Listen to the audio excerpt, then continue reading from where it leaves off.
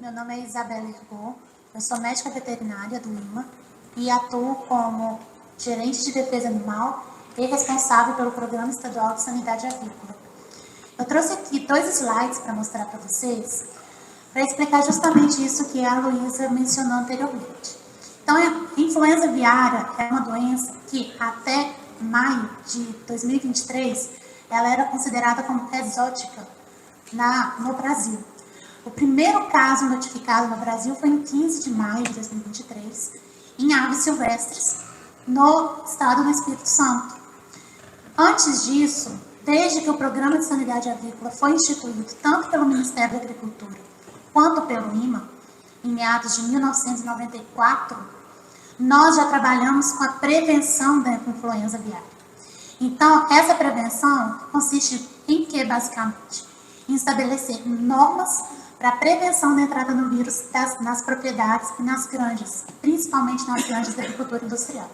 Então, essas medidas de biosseguridade, que têm sido trabalhadas desde 2007, com a publicação da IN 56, visa principalmente o isolamento das aves domésticas para que, não tendo o contato com aves de vida livre, que naturalmente carregam o vírus de influenza aviária, não passem para as nossas granjas comerciais. Então, desde então, trabalhamos com telamento de galpões, cerca de isolamento, desinfecção de veículos, justamente para se evitar a entrada de possíveis vírus dentro das granjas. O vírus de influenza aviária, gente, ele é comum em aves de vida livre e ele foi detectado pela primeira vez em 2004, 2005 em países da Ásia. Depois ele alcançou o continente americano por meados de 2015. E na América do Sul ele chegou a primeira vez em outubro de 2022. Então, o que a gente quer que vocês entendam é que é comum encontrar vírus de influenza aviária em aves de vida livre, em aves migratórias e em passarinhos. O que tem acontecido é que desde 2018, esse vírus ele ganhou uma patogenicidade maior, então ele tem causado uma onda de doenças, não só em aves de vida livre, mas também em outros tipos de aves. E aí é que começa, então, a intensificação das nossas atividades de prevenção.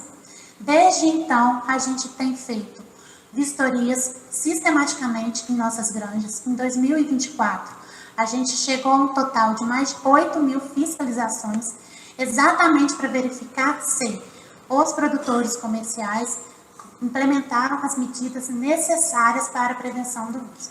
Então, a gente entende que a nossa avicultura, não só do estado de Minas Gerais, mas também de outros estados, tem trabalhado desde então para evitar a entrada desse vírus na granja.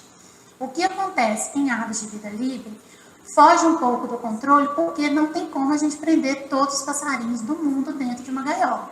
Então, assim, o vírus ele vai continuar circulando. O que aconteceu especificamente em Matheus Leme, então, é uma situação que era esperado de acontecer, como eu mencionei. O primeiro caso aconteceu em maio de 2023 no Espírito Santo, acometeu outros estados, principalmente no litoral do Brasil, por meio de uma ave, 30 réis de bando, que trouxe esse vírus para o litoral e acometeu esses estados todos. Mas a gente tem que trabalhar principalmente para evitar a entrada desse vírus nas nossas granjas comerciais. Esse é o impacto que a gente tem que evitar. E, mediante uma notificação, a gente tem que ir lá fazer o atendimento e verificar se há suspeita de influenza aviária. Então, quando a gente recebe notificação de alteração de mortalidade, aves com sinais respiratórios ou sinais neurológicos, imediatamente o IMA se desloca até essa propriedade para poder fazer a investigação. Nós temos uma média de atendimento de 600 a 700 notificações por ano.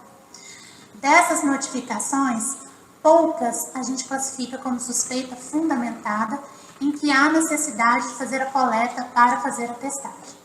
Então, este caso que aconteceu com essas aves na última semana, foi um caso em que detectamos a necessidade de coletar material e comprovou-se a positividade. Na nossa rotina, a gente faz outras coletas. Então, ao mesmo tempo, várias coletas acontecem em vários estados, em vários municípios, porque esse é o papel do Serviço de Defesa. É receber a notificação, avaliar se há ou não a possibilidade, né, uma justificativa fundamentada, suspeitas, sinais clínicos sugestivos de influenza aviária, proceder com a coleta e fazer o atendimento. Então, esse diagrama aqui, publicado inclusive pelo Ministério da Agricultura, ele estabelece o nosso plano de vigilância. Então, além da fiscalização das medidas de biosseguridade, a gente trabalha com esses 5 itens do plano de vigilância.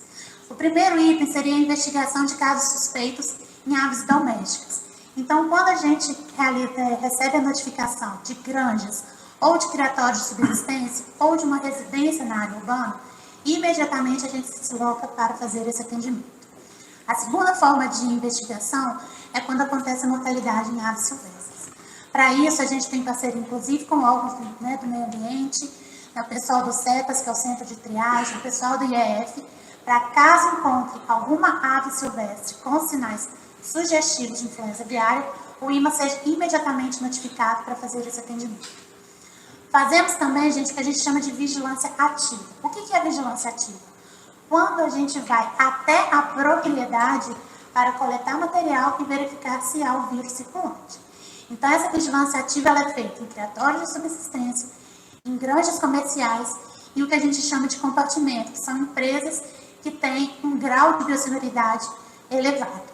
Então, é a forma como que a gente trabalha na vigilância do vírus da influenza aviária, que não começou agora, ele não começou com esse primeiro foco notificado no Rio Grande do Sul. Os órgãos de defesa de todos os estados já trabalham nessa vigilância desde que o Programa de Sanidade Avícola foi instituído. Então, é muito importante salientar isso, como a Luísa disse. Não está fugindo da nossa rotina. O que a gente tem que fazer agora é intensificar as nossas fiscalizações para justamente garantir que a nossa avicultura industrial esteja blindada para a entrada do vírus no interior dos quilombolas.